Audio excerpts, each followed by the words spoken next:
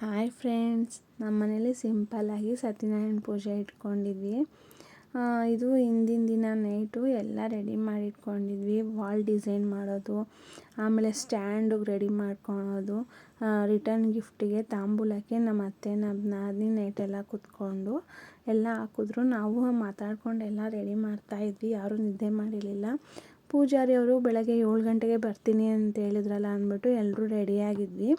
ಆಮೇಲೆ ನಮ್ಮ ಚಿಕ್ಕ ನಾದಿನಿ ಅವ್ರು ಏನೇನು ಕೇಳಿದ್ರು ಅದನ್ನೆಲ್ಲ ತೆಗೆದು ಕೊಡ್ತಾಯಿದ್ರು, ಪೂಜೆಗೆ ರೆಡಿ ಮಾಡ್ತಾಯಿದ್ರು.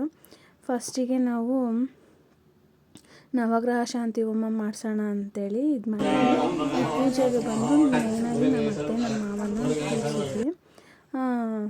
ನವಗ್ರಹ ಶಾಂತಿ ಹೋಮ ಎಲ್ಲ ಆದಮೇಲೆ ಗಣಪತಿ ಹೋಮ ಇಟ್ಕೊಂಡಿದ್ವಿ.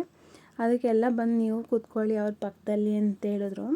ನಾನು ನಮ್ಮ ಯಜಮಾನ್ರು ಅವ್ರ ಅಣ್ಣನ ಫ್ಯಾಮಿಲಿ ಎಲ್ಲ ಬಂದು ಕೂತ್ಕೊಂಡ್ವಿ. ನಮ್ಮ ನಾದಿನಿದಿರಿಗೆ ಮಾತ್ರ ಕೂತ್ಕೊಳಕ್ಕೆ ಜಾಗನೇ ಸಿಕ್ಕಿರಲಿಲ್ಲ. ಪಾಪ ನಿಂತ್ಕೊಂಡು ಅವರೆಲ್ಲ ನೋಡ್ತಾಯಿದ್ರು. ಅದಾದಮೇಲೆ ಸತ್ಯನಾರಾಯಣ ಸ್ವಾಮಿ ಕಥೆನ ಹೇಳಿದ್ರು. ಕೇಳೋಕ್ಕಂತೂ ತುಂಬಾ ಚೆನ್ನಾಗಿತ್ತು. ಯಾರ್ಯಾರು ಕೇಳಿರಲಿಲ್ವೋ ಅವ್ರೂ ಕೇಳಿ ತುಂಬ ಖುಷಿಪಟ್ಟರು. ಈ ಒಂದು ವಾರಕ್ಕೆ ಏನೇನು ರೆಡಿ ಮಾಡಬೇಕು ಅಂತೇಳಿ ಲಿಸ್ಟ್ ಹಾಕಿದ್ರು. ಫಸ್ಟು ಅಡುಗೆ ಭಟ್ರು, ಮೇಯ್ನಾಗಿ ಅಡುಗೆ ಭಟ್ರು ಬೇಕು ಅಂತೇಳಿ ಒಳ್ಳೆ ಕಡೆಯಿಂದ ಅಡುಗೆ ಭಟ್ರನ್ನ ಅವ್ರನ್ನೂ ಕರೆಸಿ ಅವ್ರಿಗೆ ಹೇಳಿದ್ರು ಲಿಸ್ಟಲ್ಲಿರೋದು ಸಾಮಾನೆಲ್ಲ ತೊಗೊಂಬಂದಿದ್ರು.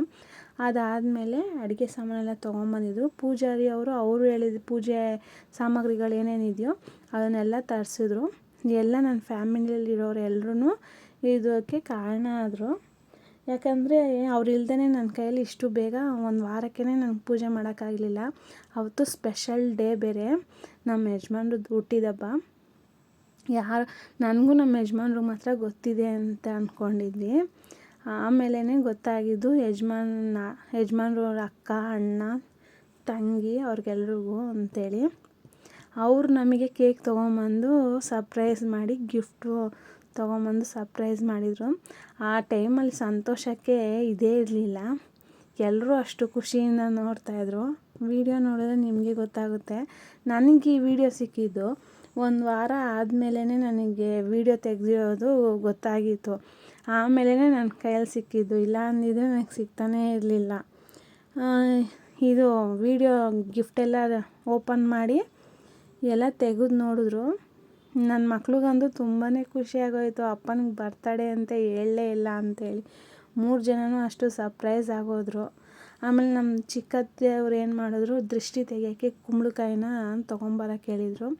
ಅದನ್ನು ತೊಗೊಂಬಂದಿದ್ವಿ.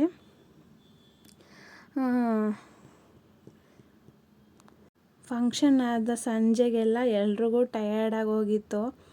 ಯಾರು ಮಾತಾಡ್ಸಿದ್ರು ಮಾತಾಡದೇ ಇರೋ ಹಾಗೇ ಸೈಲೆಂಟಾಗಿ ಹೋಗ್ಬಿಟ್ರು. ಎಲ್ರಿಗೂ ಟಯರ್ಡ್ನೆಸ್ಸು. ಈ ವಿಡಿಯೋ ನಿಮ್ಗೇನಾದ್ರು ಇಷ್ಟ ಆದರೆ ಒಂದು ಲೈಕ್ ಮಾಡಿ, ಶೇರ್ ಮಾಡಿ, ಸಬ್ಸ್ಕ್ರೈಬ್ ಮಾಡೋದು ಮರಿಬೇಡಿ.